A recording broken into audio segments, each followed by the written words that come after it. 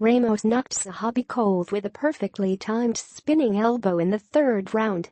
That brutal finish set a tone that continued throughout the night, leading to not-so-outlandish speculation that UFC 217 might have been the greatest fight card in the promotion's history. "You hear me say that this sport is about those holy expletive moments," UFC President Dana White said, grinning broadly. Well, this was the holy expletive card. Indeed it was. And while the vicious knockouts on the preliminary card by Ramos, Ovince St. Preux and James Vick were plenty noteworthy in and of themselves, this show had a bigger meaning. 3 champions, strawweight champion Joanna Jędrzejczyk, bantamweight champion Cody Garbrandt and middleweight champion Michael Bisping, lost their belts in upsets that ranged from mild to shocking. It was jaw-dropping when Rose Namajunas, who had been thrashed and submitted by Carla Esparza in a previous bid for the title on December 12, 2014, stood toe-to-toe with Jędrzejczyk and knocked her out.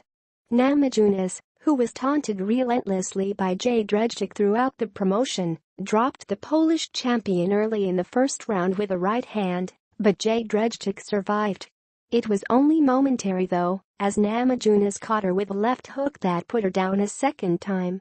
Always a great finisher, Namajunas wasted little time in putting the finishing touches on the fight and denying Jędrzejczyk the opportunity to tie Ronda Rousey's UFC women's record for most consecutive women's title defenses. She spoke before the bout about mental health issues that plagued her family. Her father suffered from schizophrenia, and how she wanted to be an advocate.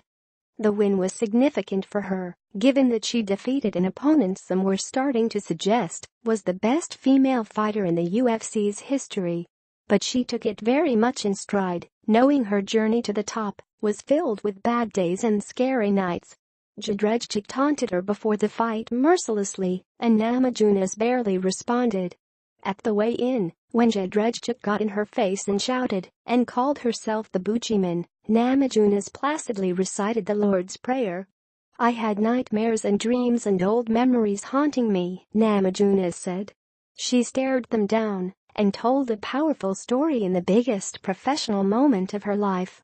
And afterward, she wasn't so much exultant in victory as she was attempting to use her newly found bully pulpit for a good cause. MMA has been through a lot of trash talking and things like that, people not being true selves or being honest, Namajunas said. "I don't know, maybe they feel the need to entertain, but I'm sick of it. I'm sick of the hate and anger. We have a duty as fighters to be a better example and show honor and respect. It takes a lot of courage to get in that cage, no matter who you are. I try to set an example that way for the rest of the world.